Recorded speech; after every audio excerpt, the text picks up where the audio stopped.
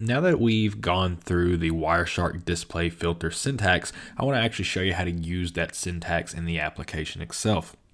Now, we've already gone through a lot of other examples demonstrating a lot of different other features earlier that showed you how to use the filter bar. So this shouldn't be too surprising to you. If we want to use a display filter, we simply put it up here where it says apply a display filter. Put it in, hit enter, and it will be applied. So in this case, I can just go ahead and put in HTTP, hit enter, and it's going to give me all of the HTTP packets. I can get rid of that, put in DNS, and it's going to give me all of the DNS packets there as well. So very straightforward. This will turn green if you have a good filter in here, so it does inline validation. If I enter something that is invalid, so I just add a bunch of extra characters here, it's going to tell me this is not a valid filter. So with every key press you put, it's evaluating that filter, which is pretty neat in case you do something, I don't know, like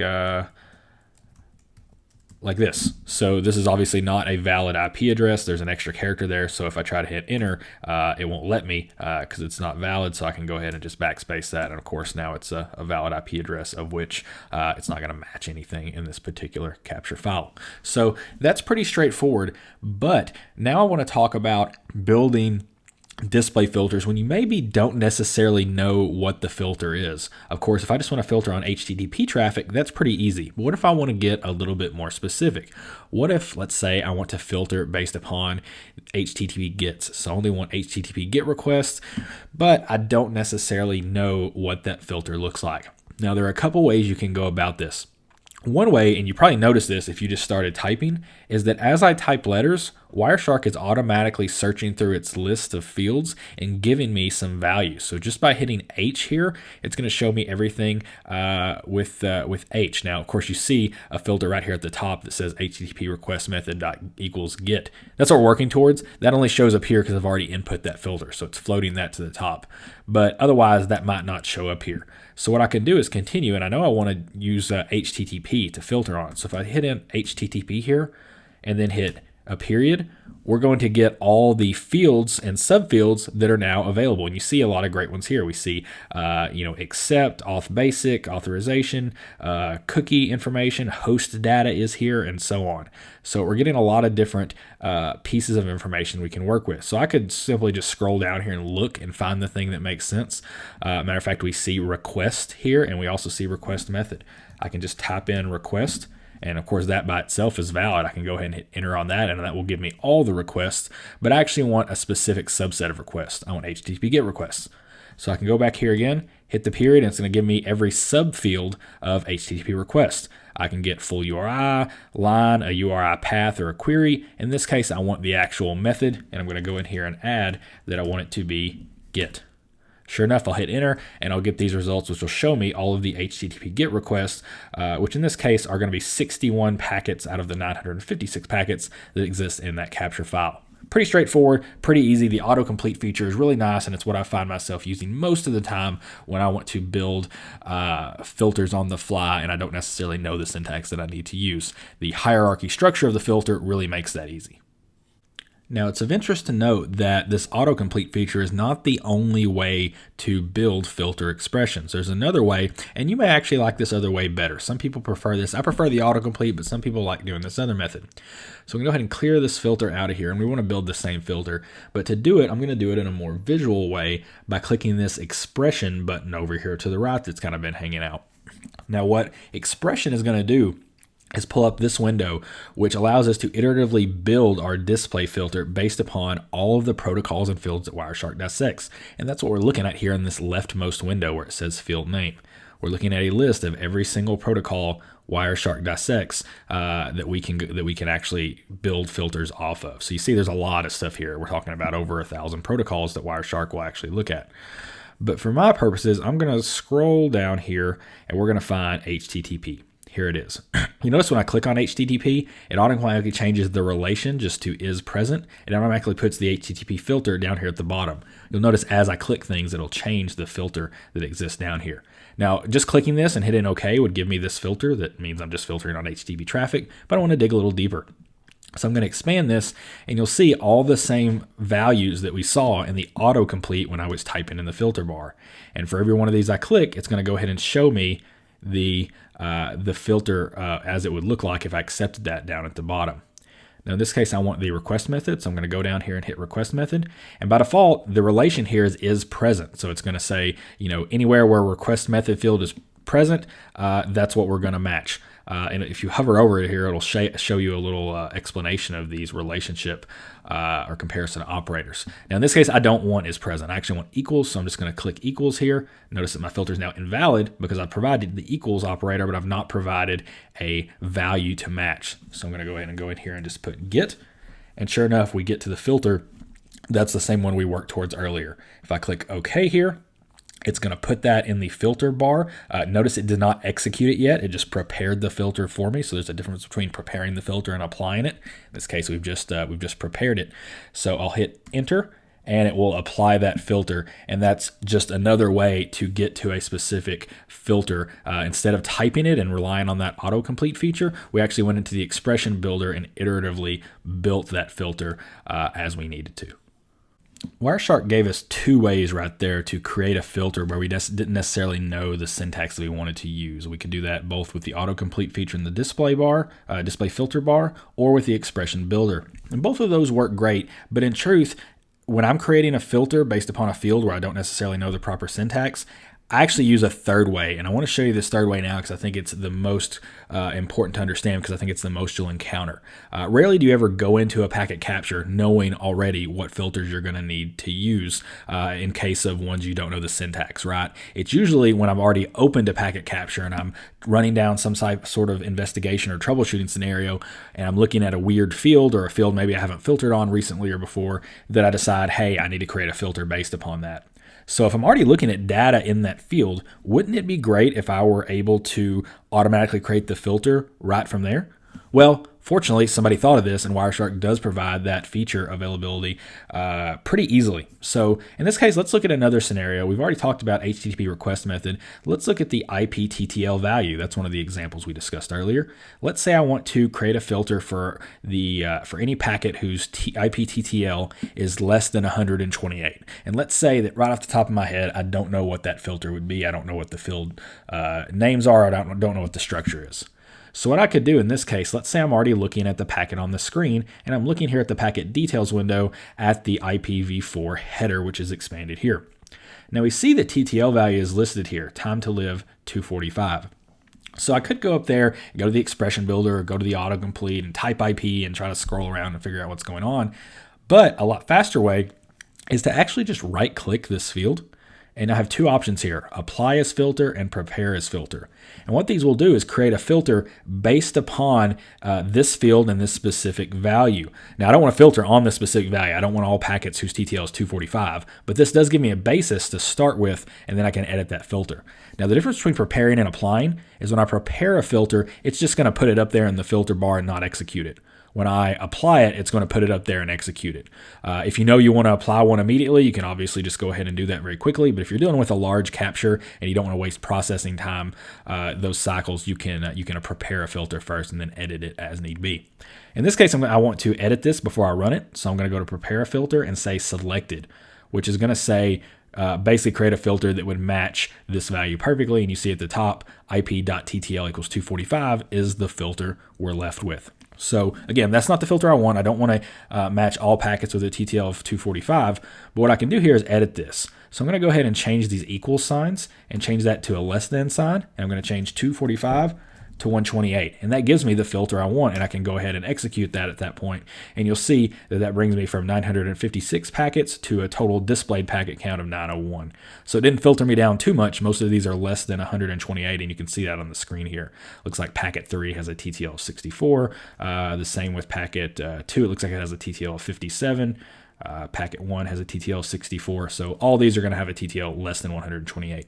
So this got me the filter I wanted to drill down into, and it did it in probably a much faster way than you might expect. Now, there are another couple of options here that are worth mentioning. In this case, when I went to prepare as filter, we had the option for selected, which says, hey, match this value explicitly. I also have the option for not selected. And watch what happens when I hit that. It puts a negation operator in front of this whole statement. It wraps it in parentheses for easier readability. And it says basically, in this case, do not match any packet who has a TTL of 64. Again, it's based on the value of 64 that's in this specific packet. So it negates it. So if I hit enter here, it's going to give me every packet that does not have a TTL 64, which brings me from 956 packets to 498 packets. So you do have the option when you click one of these fields and go to these filtering options to say not selected, which is a pretty effective way to effectively negate a value that you don't want to see. Let's take this just one step further using the same menu options we've been using to this point.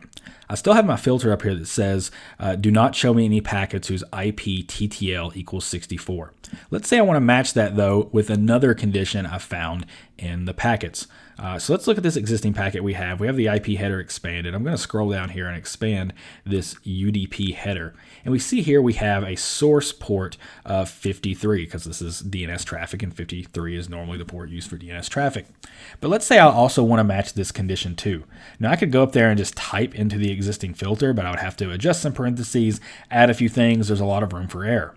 Instead, what I could do, if I want to match this condition as well, is right click this, go to prepare as filter, and go to and selected. And watch what happens when I do that. When I do that, we have an and concatenation operator added here. We have additional clause added that says UDP.sourcePort equals 53. And that's basically saying match packets that are UDP source port 53 in addition to the existing clause we already had, which says IPTTL cannot equal 64. And if I filter that, that's going to bring us down to a lot smaller number of packets. In this case, we're only looking at 14 packets instead of 956. So by adding that additional statement, we've greatly limited the number of packets we're looking at, and we've taken advantage further of this ability to right-click fields within a packet in the packet details window and apply those as a useful filter. I want to show you another example now using a different capture file of another type of Wireshark display filter you can create that you might not have thought that would have been possible, but is actually really neat. In this case, I'm looking at download slow, which is where we have a download that was just going really slow and taking forever to complete. Now, while scrolling through this packet capture, I found all these duplicate acknowledgement packets, which, as we'll learn later in the TCP latency section, can be a sign that there is some latency that exists and maybe data is not transferring as it should. Now, one of the things we talked about when we looked at the expert information that Wireshark provides is with this little blue highlight here, that if I scroll down, I'm going to see some detailed information about the sequence and acknowledgement number analysis that's going on. That's programmed into Wireshark, into the protocol dissector to let you know when certain things of interest are going on. In this case, we have a severity level, which is a note, and then we see we have the duplicate ACK here. Is mentioned. Now, one of the cool things here, duplicate ACKs, they happen from time to time. They're pretty common, but sometimes maybe you just want to see all the duplicate ACKs at once. Maybe you want to see how tightly those are grouped together or filter in on that specific part of the conversation. Now, what you can do here, same as we did in the last example, is I can actually right-click here where it says this is a duplicate ACK and prepare a filter for that. And you see we have that ability to do that. So tcp.analysis.duplicate_ACK will give us all of the duplicate ACK packets in this specific capture, and it looks like there are a few of them. It looks like there's 17 of them here, and we can do some analysis, see how closely they're grouped together. It looks like we have a lot of them in the 1600 packet range. We have a lot more in the 3200 packet range. Chances are these probably correlate with some of the slowness we saw in the connection with some of those specific dips. But nonetheless, we can see those exist here. We can also group them by time, but this filter gives us the ability to dig in on those things, which is pretty darn neat. As cool as that is, though, there's one problem, and I know for me, it's that I never remember the syntax for this particular filter. It's not like it's, specific to a protocol or it's something inherent to a specific field, right? It's something that Wireshark's providing on top of the protocol fields. It's some additional analysis being done. So I never remember, is it tcp.analyze.analysis? Is it just _ACK? Is it duplicate _ACK? I never remember. So one of the cool things is, just like capture filters, Wireshark will allow you to save this filter so you can have it for later. And the trick to doing that is clicking this button that's kind of hard to see here to the left, this little bookmark button. And if I click that, it's going to give me the option here to save this filter. And if I do that, it's going to pop up the Wireshark display filter box, which if you watch the section on capture filters, same type of deal. It's a list of a bunch of different filters. In this case, it's a lot of them that are really common or meant to serve as templates for you to build other things on. In this case, it's going to go ahead and insert the specific filter into this box, and I have to give it a name. We'll just call it TCP DUPAC. And then that's saved and that's ready to go. I can click OK and that's going to be saved in there. Now at any point, if I wanted to call that filter back, so let's just say I get rid of it here and I want to call it back, I can click that bookmark again, and that same list is reflected right here where I can click on things. And you'll see that entry is down at the bottom where it says TCP dupe ACK, and that'll put it in the box and I can execute it again. So I would say be very comfortable with adding things to the list of saved filters, but don't be too comfortable. You definitely want to keep things that you're using all the time, but this list can get unwieldy quick, right? And if this list is 200 filters long, then it's not really going to serve much of a purpose in terms of being able to quickly access these things. So if you are going to add a lot of these, make sure you use really descriptive namings. Maybe even try to name them in order of protocols, which is kind of what you see done here, right? We have all the IPv4 ones, we have some IPv6, TCP, UDP. They're kind of sorted by protocol, which is what I would recommend you doing too. But definitely make use of this. Also make use of this in the context of individual profiles. So if you have a latency profile for investigating latency issues, try to keep all the latency focused things in that profile, because this is tied to the specific Wireshark profiles that we discussed earlier. So a cool feature. If you decide you don't want one of these in here anymore, I can just click, in this case, remove this filter, and that will remove the bookmark that it established for it. So you can access that information there. You can also go to Analyze up here and click on Display Filters up at the top, which will give you this same display filter window. So there's a couple ways to access that there. So now that you've been thinking a lot about filters, you probably thought of some that are going to be really handy to you, things that you're going to use really all the time. And certainly you have the ability to put those in your favorites list over here and reference those pretty quickly. But what if there were a way to access them even more quickly without as many clicks of the mouse? Fortunately, there is, and I think this is probably one of the coolest features in Wireshark that nobody actually knows about. So here's what we do. Let's say we want to take this TCP duplicate ACK analysis filter and want that really quickly accessible on the toolbar. What you can actually do once it's here in the filter bar is go all the way over here to the right to this little plus sign that's kind of hidden over here and tucked away. If I click that, it's going to open up this toolbar. It's going to put the filter over here and it's going to ask for a name. I'm going to go ahead and name this TCP dupe ACK and then hit OK. And look what happened over here. It actually created this toolbar, which has the filter as a button right here on the screen. So if I go ahead and just get rid of the filter here, and we're looking at all the packets, and just click this button, boom, it's going to apply that filter automatically. And I just think that's the coolest thing. So you can add as many of these as you like. You can add all these different buttons for specific filters, which will allow you to pop back and forth between different types of traffic really, really quickly. I've taken a habit of when I'm doing an investigation and really diving into a specific packet capture file, of creating filters for specific conversations and specific hosts. So you can actually that way just click a single button and flip back and forth between different traffic really, really quickly. And it's as easy, as I said, as just putting the filter into the bar here and clicking this plus button. Now, if you want to manage these things, maybe change the order or delete them, when I click that plus button, notice over here there's this filter expressions preferences area. So if I click that, it's not going to add what I had in there, but it is going to bring this up. And you see under Wireshark Preferences, we're now at this Filter Expressions tab, which looks very similar to our Columns tab that you may remember from before. But in this case, it's Filter Expressions, and we simply have the same data we had before, where we have a button label and the filter expression itself, and whether it's enabled or not. In this case, I'll leave this enabled. But you can also click the plus button here to add things, remove them with the minus button, or hit this duplicate button to create a new one based upon an existing field. A very useful feature, and again, one I find myself using quite often. Now that we know about these unique ways we can create and access display filters, let's go through a practical example you might actually encounter out in the real world. Now this is a capture file that we'll go in depth on later. It's a look at an actual exploit kit being used to deliver some particular malware, but we won't worry about that too much. But what we will worry about are the conversations that are going on here. And we've talked about conversations already. Of course, I can go to statistics and then conversations and view a list of those. And we can pretty easily see we have this friendly IP address 192.168.122.145, and it looks like it's talking to a few different hosts. Now, of interest here is maybe it would be helpful for me to be able to filter these conversations a little bit more easily. And now there's a lot of ways to sort out conversations. We could do it by TCP streams, for instance, but in this case, I'm going to do something different. I'm going to go here and click on this first one and right click and go to apply as filter, selected, A to B. And that's going to create a filter and apply it, which is going to only show the traffic between these two hosts. And that'll include all the different streams and all the different connections, but everything from one IP to another. Now I'm going to close this out, and you'll notice this filter has been applied behind me. So I see IP.ADR, and then I see this 45 address, and then I see this 192 address. So that's pretty neat, and it gives me the traffic I want to see. What I'm going to go ahead and do here for this scenario is click the plus sign and add a menu bar item for that. And I'm going to call it F245 and hit OK. And what that's telling me as a shortcut is friendly host talking to the 45 address. So in this case, 45.32.238.202. And now I have that, and I can quickly filter based upon that. Now I'm going to go back in here into statistics and conversations and do the same thing for the next address here. I'm going to apply a filter, selected A to B.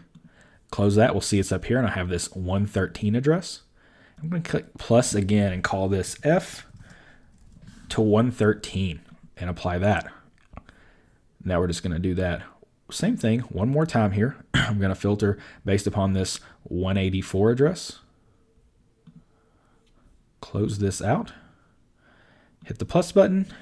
I'll call this F to 184. So now I have three filters here, and I'll clear this one out, but I have three filters, and I can now quickly filter between these three communication partners in this conversation very, very quickly. There's the first one, there's the second one, and there's the third one. So what this is going to do when I'm doing this security investigation is I can scroll through and I can look for input, but when it comes time to answer specific questions or pivot to a specific aspect of the communication, I can click one of these filters to instantaneously do this without having to go back to the conversations window, applying the filter, or finding a specific host in the packet list and creating the filter based upon that. It provides really, really quick access to these individual communication pairs right here in the toolbar, and that's a pretty cool thing. Now, for this exercise, I just called them 45, 113, and 184. That makes sense when you only have a few IPs and they're all in different ranges. Once you figure out what these things do, you might want to find a little bit of a better name for them. So, for instance, I can go in here into Edit Preferences, go to Filter Expressions, and let's say I figure out 45 is actually an exploit kit host. I can actually go in here and change that to EK host. If I find out 113 is actually a C2 host, I can call it C2 and apply that there.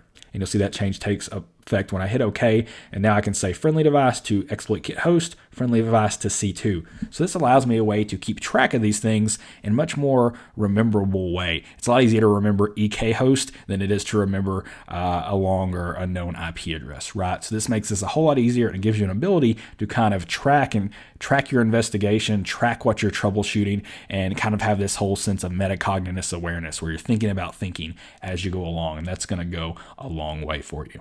With that said, that's going to bring us to an end of this demo all about using display filters in Wireshark. I'll say from Wireshark's perspective, the ability to use display filters and create them intuitively has come a really long way since the early days of Wireshark. Used to, you could just put them in and execute them, and that was pretty much it.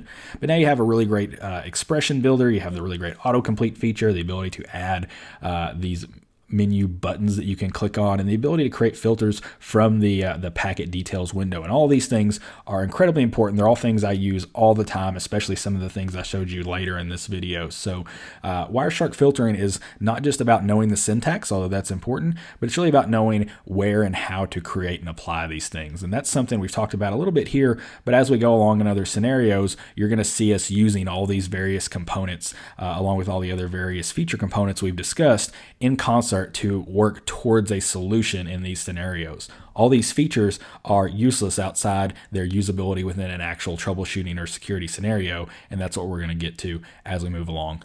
But for now, definitely get comfortable using filters in all these different scenarios. Figure out what scenario you like best. Figure out if you prefer to create filters inline by creating those from the packet details window, or if you prefer to create those from the expressions window, or via the autocomplete feature. Mess around with these things, get comfortable with them, and by all means, spend some time going through the exercises we provided for you, where you have to build your own filters and go through the multiple choice options where you have to figure out which filter is most appropriate. Again, with filters, the more of them you create, the better you're going to become at creating them off the cuff, and you won't waste time having to get them wrong a bunch of times before you get them right. So you definitely want to get as much experience as you can creating filters early on.